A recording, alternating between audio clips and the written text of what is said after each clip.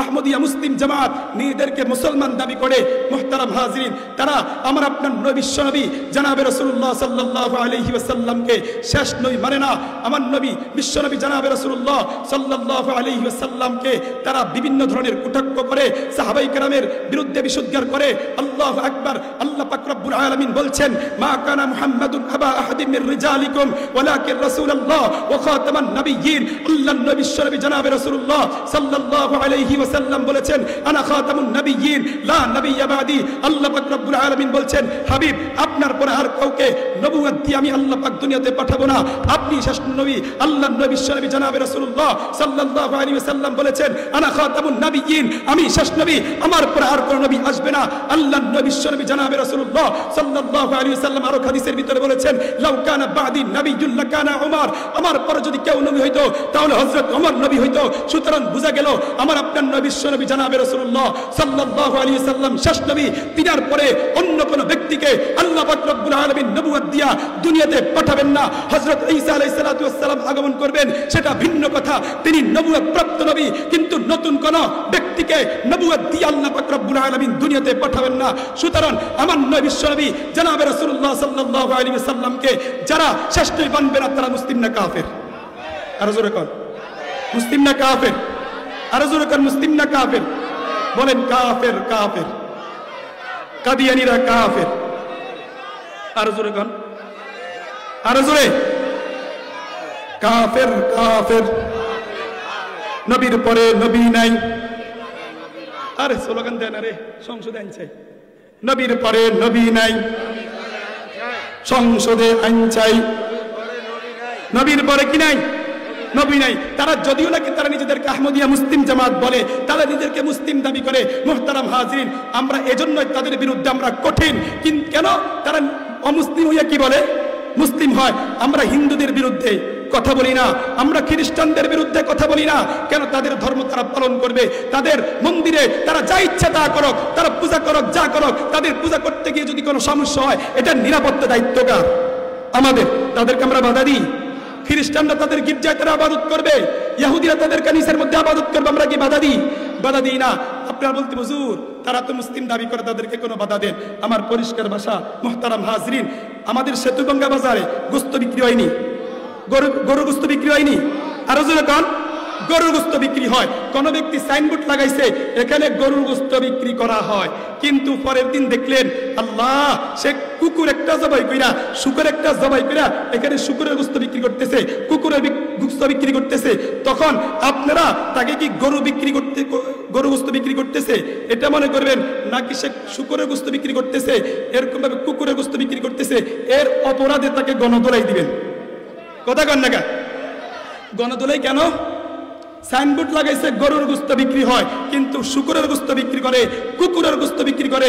সাইনবোর্ডের সাথে তার কাজের মিল নাই, এজন্য তাকে ধরতে পারলে গণদোলাই। তদ্রূপ ভাবে তারা যদিও নাকি নিজেদেরকে আহমদিয়া মুসলিম জামাত দাবি করে, তারা তো আমার আপনার নবী বিশ্বনবী জনাবে রাসূলুল্লাহ সাল্লাল্লাহু আলাইহি ওয়াসাল্লামকে শ্রেষ্ঠ নবী মানে না। সুতরাং তারা বুঝা গেল সরল মোনা মুসলমানদেরকে বিভ্রান্ত করতেছে। এজন্য আমরা তাদেরকে বলি, যেমন ভাবে তাদেরকে আমরা গণদোলাই দিই, তাদের বিরুদ্ধে আমরা কঠিন ভাবে কথা বলি। আওয়াজ দিয়ে এখন ঠিকই ঠিক না? ঠিকই ঠিক না?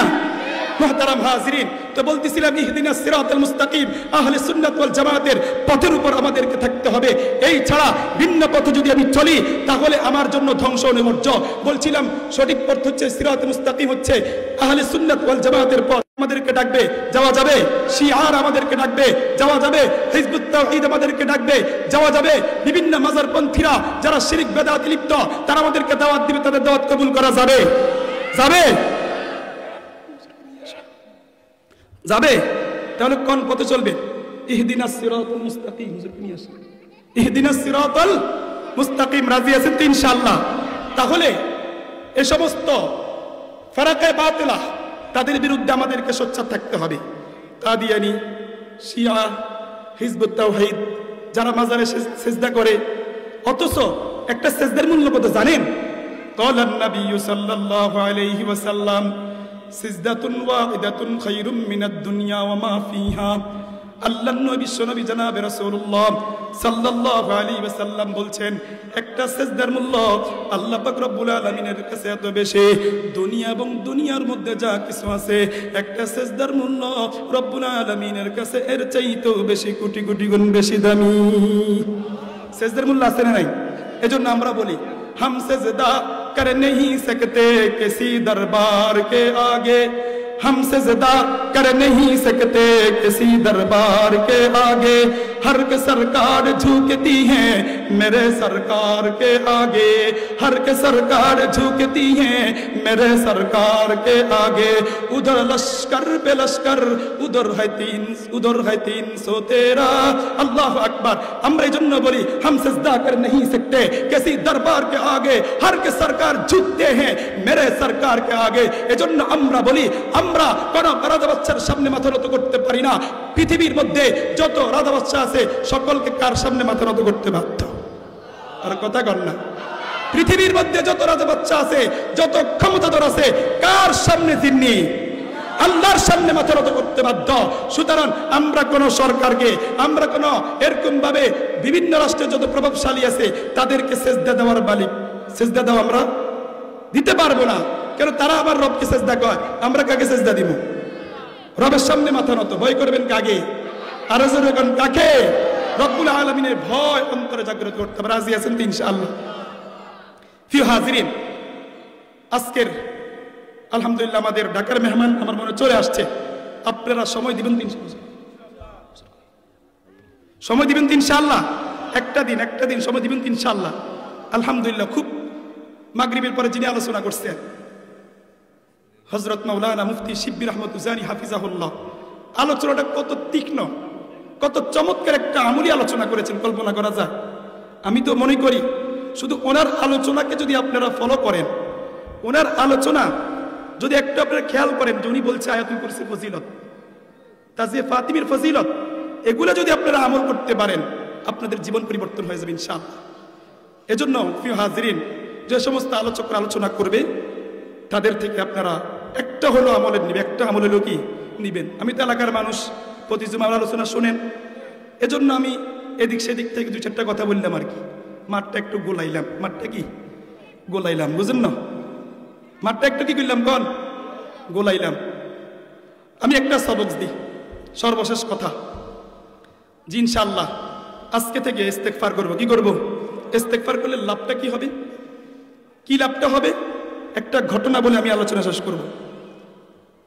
হযরত আব্দুল্লাহ ইবনুল মুবারক রহমতুল্লাহ আলাইহি অনেক বড় একজন মুহাদ্দিস, অনেক বড় একজন কি মুহাদ্দিস। তিনার কাছে একজন লোক আসছে, আসে বলতেছে, হুজুর আমার সন্তান হয় না, হুজুর আমার কি হয় না? সন্তান হয় না। হযরত আব্দুল্লাহ ইবনুল মুবারক রহমতুল্লাহ আলাইহি বললেন, যাও ইস্তেগফার করো, যাও কি করো? ইস্তেগফার করো। আরো কিছু মানুষ আসে বলতেছে, হুজুর বৃষ্টি হয় না। কি হয় না? বৃষ্টি হয় না। হুজুর বললেন, যাও ইস্তেগফার করো। আরেকজন এসে বলতেছে, হুজুর আমার বিবাহ শাদী হয় না। হুজুর বললেন, ইস্তেগফার করো। লোক আসছে কয়জন?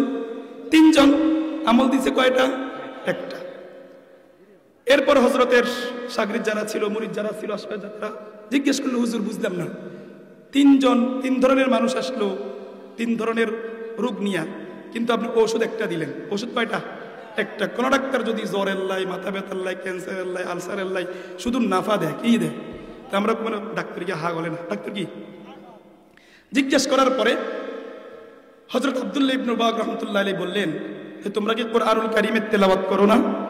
আল্লাহ তাআলা বলছেন, ফাকুলতু আস্তাগফিরু রাব্বাকুম ইন্নাহু কানা গাফফারা ইউরসিলিস সামাআ আলাইকুম মিদরারা ওয়া ইউমদিদুকুম বিআমওয়ালিন ওয়া বানিন ওয়া ইয়াজআল লাকুম জান্নাতিন ওয়া ইয়াজআল লাকুম আনহারা।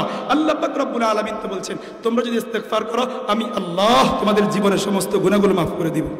ইউরসিলিস সামাআ আলাইকুম মিদরারা, আসমান থেকে বৃষ্টি নাজিল করে দিব।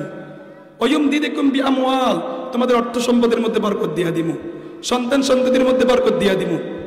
ইস্তেগফার করবেন ইনশাআল্লাহ। যদি আমার প্রিয় যুবক ভাইরা, আমার তরুণ ভাইয়েরা, আজকে তো আমরা দেখা যায় ইসলামকে, আল্লাহর এই জমিনে আল্লাহর দ্বীন কায়েম করার জন্য আমরা রক্ত ঝরাই না, আমরা পৃথিবীতে তন্ত্রমন্ত্র বাস্তবায়ন করার জন্য যুবকদের রক্ত ধরে। এজন্য আমি পরিষ্কার ভাষায় একটা কথাই বলি, বাংলার জমিনে যুবকদের যদি রক্ত ঝরতে হয় শুধুই মাত্র ইসলামের জন্য হবে, শুধুই মাত্র আল্লাহর জন্য হবে, শুধুই মাত্র মুহাম্মদুর রাসূলুল্লাহ সাল্লাল্লাহু আলাইহি ওয়াসাল্লামের ইজ্জতের হেফাজতের জন্য যুবকদের রক্ত ঝরবে। আল্লাহর এই জমিনে আল্লাহর দ্বীন কায়েম করার জন্য যুবকদের রক্ত ঝরবে। অন্য কোন তন্ত্র, অন্য কোন মন্ত্র বাস্তবায়ন করার জন্য কোন যুবকদের রক্ত ঝরতে পারে না।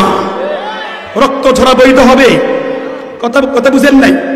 অন্য কোন তন্ত্র মন্ত্র বাস্তবায়ন করার জন্য যদি কোন যুবক রক্ত ঝরায়, এটা কি আল্লাহর জন্য হলো? আল্লাহর জন্য হলো? তার রক্ত দিয়েছেন আল্লাহ, শক্তি দিয়েছেন আল্লাহ, যৌবন দিয়েছেন আল্লাহ, এগুলা ব্যয় করতে হবে আল্লাহ তাআলার জন্য। আওয়াজ দিয়ে এখন ঠিক কি ঠিক না? মুহতারাম হাজিরিন, আমাদের নবী বিশ্বনবী জনাবে রাসূলুল্লাহ সাল্লাল্লাহু আলাইহি ওয়াসাল্লামকে আল্লাহ পাক রব্বুল আলামিন উত্তম চরিত্রের অধিকারী বানাইয়া পৃথিবীতে প্রেরণ করেছেন। আমাদের নবী বিশ্বনবী জনাবে রাসূলুল্লাহ সাল্লাল্লাহু আলাইহি ওয়াসাল্লাম, তিনি ছিলেন বিশ্বস্ত, তিনি ছিলেন সত্যবাদী, তিনি ছিলেন আমানতদার, তিনি ছিলেন সবচেয়ে বেশি সুন্দর, তিনি ছিলেন উত্তম চরিত্রের অধিকারী। কিন্তু বাংলার কিছু কুলাঙ্গার আছে, নাস্তিক আছে, আমার আপনার নবী বিশ্বনবী জনাবে রাসূলুল্লাহ সাল্লাল্লাহু আলাইহি ওয়াসাল্লামের বিরুদ্ধে বিশুদ্ধার করে, আমার আপনার নবী বিশ্বনবী জনাবে রাসূলুল্লাহ সাল্লাল্লাহু আলাইহি ওয়াসাল্লামের বিরুদ্ধে কটাক্ষ করে, প্রোপাগান্ডা করে, এমন নাস্তিক বাংলার জমিনে আছে না নাই? মুহতারাম হাজিরিন, আমরা অতীতেও দেখেছি আমার আপনার নবী বিশ্বনবী জনাবে রাসূলুল্লাহ সাল্লাল্লাহু আলাইহি ওয়াসাল্লামের বিরুদ্ধে কটূক্তি করা হয়েছিল, একটা লোকেরও শাস্তি হয় না। আসাদ নূরের শাস্তি হয়েছে? হয় নাই। মুফাসসিলের শাস্তি হয়েছে? হয় নাই। তাদেরকে সিস্টেমের মাধ্যমে তাদেরকে বাইরের রাষ্ট্রে পাচার করা হয়েছে। আওয়াজ দিয়ে এখন ঠিক ঠিক না? মুহতারাম হাজিরিন, আমাদের পরিষ্কার ঘোষণা, আমাদের পরিষ্কার কথা, অন্তর্বলীন সরকারের দায়িত্ব যিনি আছেন ডক্টর ইউনূস সাহেব, আপনাদের কাছে আমাদের আবেদন যে অতীতে যারা আমার আপনার নবী বিশ্বনবী জনাবে রাসূলুল্লাহ সাল্লাল্লাহু আলাইহি ওয়াসাল্লামের বিরুদ্ধে কটূক্তি করেছে, সকলকে বাংলাদেশে আইনা বাইতুল মুকাররমের সামনে ফাঁসির কাস্টে ঝুলানো আমরা চাই কি চাই না? এটা আমাদের আকুল আবেদন। এটা আমাদের কি?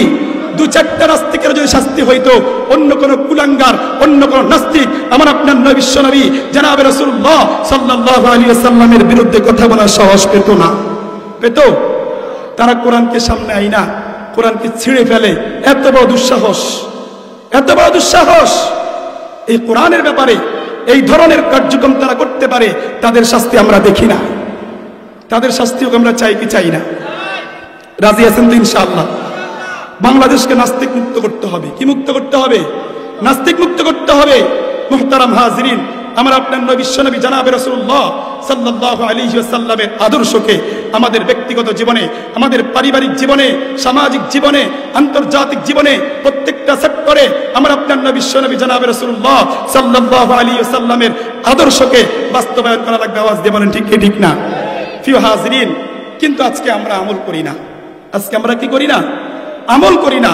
প্রিয় হাজিরিন, আমলের পরিবেশ করেন, আমলের পরিবেশ করেন। আমি একটা আয়াত পড়ছিলাম, ইয়া আইয়ুহাল্লাযীনা আমানুত্তাকুল্লাহ, হে ঈমানদারগণ, হে বিশ্বাসীগণ, ইত্তাকুল্লাহ, আল্লাহ পাক রব্বুল আলামিনকে ভয় করো। আজকে আমরা রবকে ভয় করি? রবকে ভয় করি? রবের ভয় যদি আমাদের অন্তর করে থাকতো, তাহলে অবৈধ কাজকর্ম করা কি সম্ভব? আমি আর আপনি যতই গোপনে থাকি, যতই সেবে থাকি, গুনাহ করা কি সম্ভব ছিল? আমার আপনার অন্তরে রবের ভয় না থাকার কারণে আজকে আমরা গুনার মধ্যে আমরা নিমজ্জিত হয়ে আছি। আওয়াজ দিয়ে বলেন ঠিক কি ঠিক না? প্রিয় হাজিরিন, ইত্তাকুল্লাহ, ভয় করতে হবে কাকে? আওয়াজ দিয়ে এখন আরো জোরে কোন, ভয় করতে হবে কাকে? সেজদা করতে হবে কাকে? সেজদা পাওয়ার মালিক কে? আল্লাহ তাআলা ছাড়া আর কাউকে সেজদা দেওয়া যাবে? কোন মাজারে, কোন দরগাতে? আমাদের সমাজের কিছু মানুষ আছে বিভিন্ন মাজারে গিয়ে সেজদা দেয়, বলেন নাউজুবিল্লাহ। এটা সম্পূর্ণ শিরক। এটা সম্পূর্ণ কি?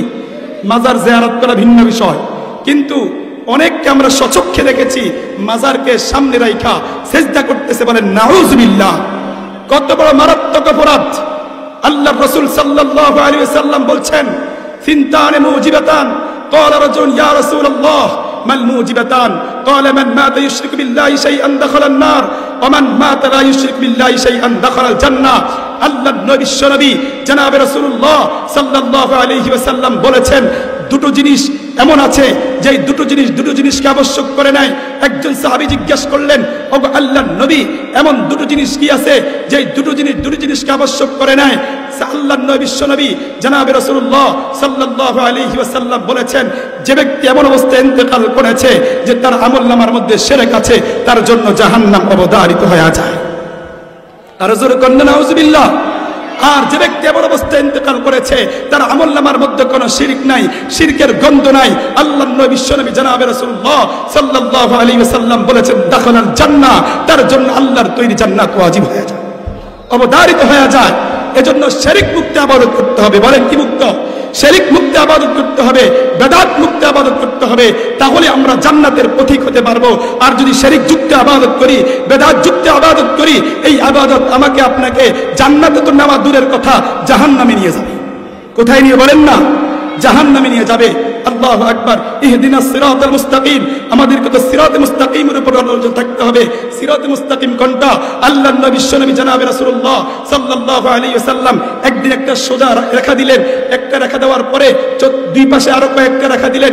আল্লাহর নবী বিশ্বনবী জনাবে রাসূলুল্লাহ সাল্লাল্লাহু আলাইহি ওয়াসাল্লাম বলেছিলেন, ও আমার সাহাবায়ে কেরামরা, সোজা যে লম্বা রেখাটা দেখতেছো, এটা হলো জান্নাতের পথ। এটার বাহিরে দুই পাশে যে সমস্ত রেখাগুলো দেখতে পাচ্ছ, এগুলো সব জাহান্নামের পথ। আজকে আমাদের সমাজের পরিস্থিতি এটা। মুহতারাম হাজিরিন, আজকে আমরা সিরাতে মুস্তাকিমের উপর চলতে পারতেছি না। কেন? চতুর্পাশে শুধু ফেরকা আর ফেরকা। একদিকে আমাদেরকে কাদিয়ানীরা আমাদেরকে ডাকে, আসো আমাদের দিকে আসো, আমরা তো আহমদিয়া মুসলিম জামাত, আমরা তো মুসলিম, আমাদের দিকে আসো। আরব গ্রুপ শিয়া, তারাও বলে আমাদের দিকে আসো। হিজবুত তাওহীদ, তারা বলে আমাদের দিকে আসো। যারা মাজারে গিয়ে সিজদা করে, তারাও বলে আমাদের দিকে আসো। মুহতারাম হাজিরিন, যতদিন পর্যন্ত এই ধরনের ফেরকা যারা আছে তাদের দাঁতভাঙ্গা জবাব না দিয়ে হক্কা রব্বানি আলেম ওলামাদের দিক নির্দেশ অনুযায়ী জীবনযাপন না করব, ততদিন পর্যন্ত আমরা ফেরকা মুক্ত থাকতে পারবো না। সিরাতে মুস্তাকিম কোনটা? আহলে সুন্নাত ওয়াল জামাতের পথ। কিয়ামতের ময়দানে কিছু মানুষকে যখন জাহান্নামে দেখা হবে, তখন তাদেরকে জিজ্ঞেস করা হবে, তোমাদেরকে সাকর নামক জাহান্নামে কেন নিক্ষেপ করা হয়েছে? তখন তারা বলবে, মা সালাকাকুম ফি সাকর?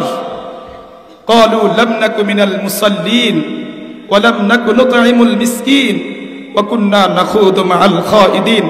যখন তাদেরকে বলা হবে যে তোমাদেরকে সাকর নামক জাহান্নামে কেন নিক্ষেপ করা হয়েছে, তখন তারা বলবে, আমরা তো দুনিয়াতে মুসল্লি ছিলাম না, আমরা দুনিয়াতে নামাজ পড়তাম না, মুয়াজ্জিন সাহেব 5 বেলার আল্লাহু আকবারের ধ্বনি দিয়া পুরা এলাকা প্রকম্পিত করেছে, আমাদেরকে ডেকেছে, কিন্তু আমরা মুয়াজ্জিনের ডাকে আমরা সাড়া দিই নাই। ক্বালু লাম নাকু মিনাল মুসাল্লিন, 1 নম্বর কারণ আমরা নামাজি ছিলাম না। 2 নম্বর, ওয়া লাম নাকু নুতঈমুল মিসকিন, যারা অসহায়, হতদরিদ্র, গরিব, মিসকিন, ইতিম, তাদেরকে আমরা খানা খাওয়াইতাম না। 3 নম্বর, ওয়া কুননা নাখুদু মাআল খাইদিন, যারা দোকানপাটে, রাস্তাঘাটে বিভিন্ন অসার আলাপে লিপ্ত থাকতো, আমরা তাদের সাথে অসার আলাপে লিপ্ত থাকতাম, গল্প গুজব করতাম। এই কারণগুলোর কারণে আমাদেরকে সাকর নামক জাহান্নামে নিক্ষেপ করা হয়েছে। বলেন নাউজুবিল্লাহ। এগুলো আমাদের মধ্যে আছে না নাই? নাম্বার 1, আমরা মুসল্লি ছিলাম না। আজকে আমাদের মসজিদ সুন্দর, মসজিদ আজকে ঝকঝক করে, কিন্তু মুসল্লির বড় অভাব। আওয়াজ দিয়া কোন ঠিকই ঠিক না? আজকে মুসল্লি শূন্য মসজিদগুলো। প্রিয় হাজিরিন, মসজিদ সুন্দর করলাম, মসজিদের খোরাক হচ্ছে মুসল্লি, কিন্তু আজকে আমরা নিয়মিত নামাজ পড়ছি না। সাহাবায়ে কেরাম তো মনে করতেন যারা নামাজ পড়বে না, পড়ে নাই, সাহাবায়ে কেরাম তাদেরকে কাফের মনে করতেন। বলেন নাউজুবিল্লাহ। আল্লাহর রাসূল বলছেন, যে ব্যক্তি ইচ্ছাকৃতভাবে নামাজ ছেড়ে দিল সে যেন কুফরি করলো। বলেন নাউজুবিল্লাহ। মুমিন এবং কাফেরের মধ্যে পার্থক্য করার একমাত্র মানদণ্ড হচ্ছে নামাজ। মানদণ্ড কি বলেন? নামাজ। আজকে আমরা মুসল্লি না। আমরা আবার যারা মুসল্লি, আমাদের পরিস্থিতি কি? ফাওয়াইলুল লিল মুসাল্লিন। আল্লাহ তাআলা বলছেন কিছু কিছু মুসল্লি আছে তাদের জন্য ধ্বংস অনিবার্য। কেন? আমরা তো এই ধরনের মুসল্লি, নামাজে দাঁড়ানোর পরে দোকান পাটির হিসাব করি, এমন মুসল্লি আমরা। নামাজে দাঁড়ার পরে পরিবারের কি পরিস্থিতি সেটার হিসাব করি, সে চিন্তা ফিকির আমাদের মধ্যে থাকে। আমরা সেই কোয়ালিটির মুসল্লি, প্রকৃতপক্ষে মুসল্লি আমরা হইতে পারি না। এজন্য আল্লাহ তাআলা বলছেন, উতলু মা উহিয়া ইলাইকা মিনাল কিতাবি ওয়া আকিমিস সালাত ইন্নাস সালাতা তানহা আনিল ফাহশাই ওয়াল মুনকার ওয়া লাযিকরুল্লাহি আকবার ওয়াল্লাহু ইয়ালামু মা তাসনাউন। আল্লাহ পাক রব্বুল আলামিন বলছেন, নিশ্চয়ই নামাজ মানুষদেরকে সকল প্রকারের অশ্লীল কাজ থেকে বিরত রাখবে, সকল প্রকারের অন্যায় কাজ থেকে নামাজ মানুষদেরকে বিরত রাখবে। কিন্তু মুহতারাম হাজিরিন, আজকে আমরা 5 ওয়াক্ত নামাজ পড়ি কিন্তু সুদও খাই, 5 ওয়াক্ত নামাজ পড়ি ঘুষও খাই, 5 ওয়াক্ত নামাজ পড়ি টেন্ডারবাজিও করি, 5 ওয়াক্ত নামাজ পড়ি দুর্নীতিও করি, 5 ওয়াক্ত নামাজ পড়ি গীবত শাগায়ত চগলখুরিও করি, অশ্লীল যত কাজ আছে, অশ্লীল যত কাজকর্ম থাকতে পারে সেগুলোও করি। এমন কোয়ালিটির মুসলমান আমাদের সমাজের মধ্যে আছে না নাই? আল্লাহ পাক রব্বুল আলামিন বলছেন, নিশ্চয়ই নামাজ মানুষদেরকে সকল প্রকারের অন্যায় কাজ থেকে বিরত রাখবে। কিন্তু আজকে আমরা তো দেখি নামাজ পড়ি আবার গুনাহ করি। তাহলে বোঝা গেল আমাদের নামাজ আল্লাহ পাক রব্বুল আলামিনের বিধান অনুযায়ী, আল্লাহর নবী বিশ্বনবী জনাবে রাসূলুল্লাহ সাল্লাল্লাহু আলাইহি ওয়াসাল্লামের পদ্ধতি অনুযায়ী নামাজ না পড়ার কারণে নামাজের যে সমস্ত ফায়দা, নামাজ পড়লে যে সমস্ত উপকার, এই সমস্ত ফায়দা থেকে আমরা বঞ্চিত। আমরা কি বঞ্চিত? এই জন্য মুহতারাম হাজিরিন, আমাদেরকে 5 ওয়াক্ত নামাজ পড়া লাগবে। আমার যত ব্যস্ত থাকুক, আমার যত পেরেশানি থাকুক, 5 ওয়াক্ত নামাজ ছাড়বো না। হিম্মত করা যায় তো ইনশাআল্লাহ? ইনশাআল্লাহ আজকে থেকে আমরা 5 ওয়াক্ত নামাজ ছাড়বো না। লাভটা কি হবে? قال النبي صلى الله عليه وسلم الصلاة عماد الدين من أقامها فقد أقام الدين ومن هدمها فقد هدم الدين। আল্লাহর নবী বিশ্বনবী জনাব রাসূলুল্লাহ সাল্লাল্লাহু আলাইহি ওয়াসাল্লাম বলেছেন, নামাজ হচ্ছে দ্বীনের স্তম্ভ। যে ব্যক্তি নামাজকে ঠিক রাখলো সে দ্বীনকে ঠিক রাখলো, আর যে ব্যক্তি নামাজ পড়লো না সে দ্বীনকে ধ্বংস করে দিল। এই জন্য মুহতারাম হাজিরিন, 5 ওয়াক্ত নামাজ পড়া লাগবে।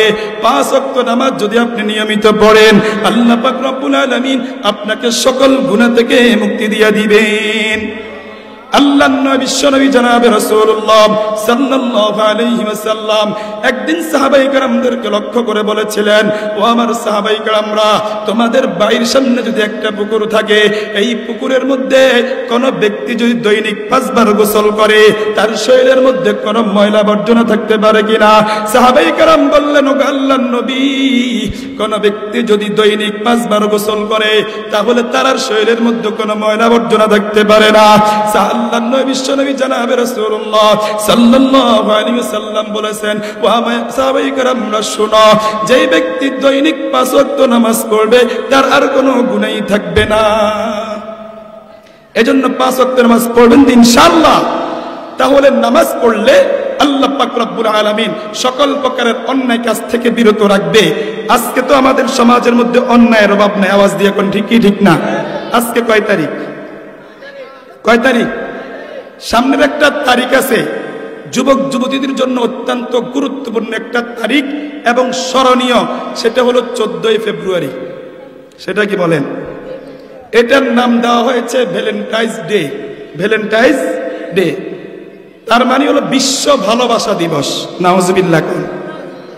বিশ্ব ভালোবাসা দিবস নাম দিয়েছে বিশ্ব ভালোবাসা দিবস। কিন্তু 14 ফেব্রুয়ারি যখন আসে, যুবক যুবতীরা যত ধরনের যত অন্যায়, যত অবিচার, জেনা ব্যভিচার থেকে যত অশ্লীলতা আছে, মদপান সহ, জুয়া সহ যত আড্ডাবাজি আছে, যত খারাপ সিনারি আছে, সবগুলো সেদিন তারা কার্যক্রম বলে। তাহলে এটা কি বিশ্ব ভালোবাসা দিবস না বিশ্ব বেহায়া দিবস? আরো জোরে কান। তাহলে 14 ফেব্রুয়ারি এটা বিশ্ব ভালোবাসা দিবস না বিশ্ব বেহায়া দিবস? এজন্য আমার প্রিয় যুবক ভাইরা, আমার তরুণ ভাইরা, হিম্মত করেন 14 ফেব্রুয়ারির যে ভ্যালেন্টাইন্স ডে, এই নাম দিয়া মুসলিম যুবক যুবতীদেরকে অন্যায় পথে বিপদগামী করার জন্য, জাহান্নামের পথে নেওয়ার জন্য যে আয়োজন 14 ফেব্রুয়ারি হবে, এই 14 ফেব্রুয়ারির আয়োজনকে আমরা বর্জন করি। আমরা কি করি? রাজি আছেন তো ইনশাআল্লাহ? তাহলে 14 ফেব্রুয়ারি এই এলাকাতে অন্তত এই এলাকাতে কোনো ধরনের কোনো আয়োজন যেন না হয়, সর্বোচ্চ সতর্ক থাকা লাগবে কি লাগবে না? লাগবে কি লাগবে না? তার প্রিয় হাজরিন, এটা আমার প্রাসঙ্গিক আলোচনা। যেহেতু 14ই ফেব্রুয়ারিকে কেন্দ্র করে এমন কোনো কাজ হয় না যেটা আপনি কল্পনা করতে পারবেন না। এই দিনকে কেন্দ্র করে হোটেলগুলো সুসজ্জিত করা হয়, বিভিন্ন পার্ক সুসজ্জিত করা হয়। কেন? এখানে যুবক যুবতীদের আড্ডা হবে। যুবক যুবতীদের কি হবে? আড্ডা হবে। অবৈধ প্রেম ভালোবাসা এটা অন্যায় পথে নিয়ে জেনার কাছাকাছি নিয়ে যাওয়া দেওয়ান, ঠিক না? এজন্য মুহতারাম হাজরিন, সকল প্রকারের অন্যায় কাজ থেকে আমাদেরকে বিরত থাকতে হবে। 5 ওয়াক্ত নামাজ পড়া লাগবে, 5 ওয়াক্ত নামাজ পড়া লাগবে, এবং সকল ধরনের অন্যায় অবিচার থেকে আমাদেরকে বেঁচে থাকতে হবে ইনশাআল্লাহ। আরেকটা বিষয় হলো প্রিয় হাজরিন, আজকে আমাদের সমাজের পরিস্থিতি অত্যন্ত নাজুক। অত্যন্ত কি নাজুক? আল্লাহ পাক রব্বুল আলামিন বলছেন, ইয়া আইয়ুহাল্লাযীনা আমানুত্তাকুল্লাহ ওয়াল তানজুর নাফসুম মা কদ্দামাত লিগাদিন ওয়াত্তাকুল্লাহ ইন্নাল্লাহা খাবীরুম বিমা তা'মালুন। আল্লাহ পাক রব্বুল আলামিন বলছেন, ইয়া আইয়ুহাল্লাযীনা আমানুত্তাকুল্লাহ, হে ঈমানদারগণ, হে বিশ্বাসীগণ, ইত্তাকুল্লাহ, তোমরা আল্লাহ পাক রব্বুল আলামিনকে ভয় করো। ওয়াল তানজুর নাফসুম মা কদ্দামাত লিগাদিন ওয়াত্তাকুল্লাহ, প্রত্যেকটা মানুষকে ভাবা উচিত, প্রত্যেকটা যুবককে ভাবা উচিত, প্রত্যেকটা যুবতীকে ভাবা উচিত পরকালের জন্য সে কি প্রেরণ করতেছে। ইন্নাল্লাহা খাবীরুম বিমা তা'মালুন, নিশ্চয় আল্লাহ পাক রব্বুল আলামিন সব কিছুর খবর তিনার কাছে আছে। আমি আর আপনি যতই গোপনে গুনাহ করি না কেন, আমি আর আপনি যতই সেবে গুনাহ করি না কেন, দুনিয়ার কেউ যদিও না দেখেন, সেটা দেখেন কে? আল্লাহ পাক রব্বুল আলামিন সব কিছুর খবর জানেন, সব কিছু আল্লাহ পাক রব্বুল আলামিন দেখবেন। ও আমার মুহতারাম হাজির, একটু চিন্তা করিয়া দেখেন না, আমার মতো আপনার মতো কত যুবক আজকে বাইক অ্যাক্সিডেন্টে মারা যায়, কত যুবক সিএনজি অ্যাক্সিডেন্টে মারা যায়। ও আমার মুহতারাম হাজিরিন, আল্লাহু আকবার, ফাইদা জাআ আজালুহুম লা ইস্তাখিরুনা সাআতান ওয়া লা ইস্তাকদিমুন, মৃত্যুর সময় যখন ঘনিয়ে আসবে, আল্লাহু আকবার, কেউ এক মুহূর্ত আর থাকতে পারবে না এই দুনিয়াতে। এই জন্য মুহতারাম হাজিরিন, দুনিয়া থেকে একদিন আমাদেরকে বিদায় নিতেই হবে। কিন্তু একটু চিন্তা করিয়া দেখেন না, আল্লাহ পাক রব্বুল আলামিন আমাকে আপনাকে 50 বছর একটা জীবন দান করেছেন, 60 বছর একটা জীবন দান করেছেন, 40 বছর একটা জীবন আল্লাহ পাক রব্বুল আলামিন দান করেছেন। আল্লাহ পাক রব্বুল আলামিন আমাকে আপনাকে দুনিয়াতে পাঠাইছেন কেন? রবের গোলামি করার জন্য, রবের ইবাদত করার জন্য আল্লাহ পাক রব্বুল আলামিন আমাদেরকে দুনিয়াতে পাঠাইছেন। কিন্তু মুহতারাম হাজিরিন, আজকে আমরা রবের গোলামি বাদ দিয়া দিলাম, আজকে আমরা নামাজ পড়তেছি না, আজকে আমরা সঠিকভাবে রোজা রাখতেছি না। আল্লাহু আকবার, আজকে আমরা কথায় কথায় মিথ্যা কথা বলি। আল্লাহ পাক রব্বুল আলামিন আমাদেরকে দুনিয়াতে পাঠাইছেন কার গোলামি করার জন্য? আল্লাহ পাক রব্বুল আলামিনের গোলামি করতে হবে। আল্লাহ পাক রব্বুল আলামিনের বিধান অনুযায়ী আমাদেরকে চলাফেরা করতে হবে। আমাদের ব্যক্তিগত জীবনে, আমাদের পারিবারিক জীবনে, আমাদের সামাজিক জীবনে, প্রত্যেকটা সেক্টরে আল্লাহ এবং আল্লাহর রাসূলের আদর্শকে, আল্লাহ এবং আল্লাহর রাসূল যেই পদ্ধতিতে আমাদেরকে করার জন্য করেছেন, সেই পদ্ধতিতে করা লাগবে কি লাগবে না? আল্লাহর এই জমিনে যতদিন পর্যন্ত আল্লাহ তাআলার দ্বীন কায়েম হবে না, যতদিন পর্যন্ত ইসলামী হুকুমত কায়েম হবে না, ততদিন পর্যন্ত পৃথিবীর বুক থেকে আল্লাহু আকবার শান্তির আশা করা যাবে না। যদি পৃথিবীর মানুষ যদি শান্তিতে থাকতে চায়, আল্লাহর এই জমিনে আল্লাহর দ্বীন কায়েম করতে হবে, আল্লাহর এই জমিনে আল্লাহর বিধানগুলোকে প্রতিষ্ঠিত করতে হবে। যদি আল্লাহর এই জমিনে আল্লাহর দ্বীন যদি প্রতিষ্ঠিত করা যায়, ইসলামকে যদি ক্ষমতায় নেওয়া যায়, তাহলে এই বাংলাদেশ হবে আল্লাহু আকবার একটি শান্তিপূর্ণ একটা বাংলাদেশ। ইসলাম ছাড়া পৃথিবীর কোথাও শান্তি আসে নাই। আমরা যতই বলি, শান্তির বাণী যতই আমরা শোনাই, আল্লাহর এই জমিনে আল্লাহর দ্বীন যতদিন পর্যন্ত কায়েম হবে না, বাংলাদেশে শান্তি আসবে না। কল্পনা করা যায়, যতদিন পর্যন্ত পৃথিবীর বুকে খেলাফত ছিল, ততদিন পর্যন্ত ধর্ম বর্ণ নির্বিশেষে সকল শ্রেণীর মানুষ, সকল পেশার মানুষ শান্তিতে বসবাস করার সুযোগ পেয়েছে। যখন থেকে খেলাফত বিতাড়িত হয়েছে, মুহতারাম হাজিরিন, কেউ আর শান্তিতে নাই। আজকে মুসলমানরা শান্তিতে নাই, আজকে ইহুদিরা শান্তিতে নাই, খ্রিস্টানরা শান্তিতে নাই, বৌদ্ধরা শান্তিতে নাই, হিন্দুরা শান্তিতে নাই। কিন্তু আল্লাহর এই জমিনে যতদিন পর্যন্ত খেলাফত ছিল, ধর্ম বর্ণ নির্বিশেষে সকল শ্রেণীর মানুষ শান্তিতে ছিল। আওয়াজ দিয়া বলেন ঠিক ঠিক না? এই জন্য মুহতারাম হাজিরিন, আল্লাহর এই জমিনে আল্লাহর দ্বীন কায়েম করার জন্য কারা কারা প্রস্তুত আছেন? আল্লাহকে দুহাত তুলে দেখায়া দেন। রাজি আছেন তো ইনশাআল্লাহ? আল্লাহর এই জমিনে আল্লাহর দ্বীন যখন কায়েম হয়ে যাবে, আর বাংলাদেশের মধ্যে দুর্নীতি থাকবে না, লুণ্ঠন থাকবে না, এরকম ভাবে অন্যায় অবিচার থাকবে না, শিরক বিদআত মুক্ত সমাজ যদি করতে হয়, সুদ ঘুষ মুক্ত সমাজ যদি করতে হয়, দুর্নীতিবাজ মুক্ত যদি সমাজ করতে হয়, আল্লাহর এই জমিনে আল্লাহর দ্বীন কায়েম করা ছাড়া বিকল্প কোনো রাস্তা নাই। আওয়াজ দিয়ে বলেন ঠিক ঠিক না? এজন্য আল্লাহর এই জমিনে আল্লাহর দ্বীন যদি কায়েম করতে হয়, আমার প্রিয় যুবক ভাইয়েরা যারা আছেন, আপনাদেরকে অগ্রভূমিকা পালন করতে হবে। হক্কানি রব্বানি আলেম ওলামাদের পরামর্শ অনুযায়ী যদি আপনারা যদি চলেন, ইনশাআল্লাহ আগামীর বাংলাদেশ হবে ইসলামের বাংলাদেশ। আগামীর বাংলাদেশ ইসলামের বাংলাদেশ। কোন কারা কারা চাই? আল্লাহকে দুহাত তুলে দেখায়া দেন। আমরা শান্তি চাই তো? ইসলামের বাংলাদেশ চাই তো? মুহতারাম হাজিরিন, ইসলামী বাংলাদেশ যদি আমরা চাই, সর্বপ্রথম আমাদেরকে প্রকৃত ঈমানদার হওয়া লাগবে।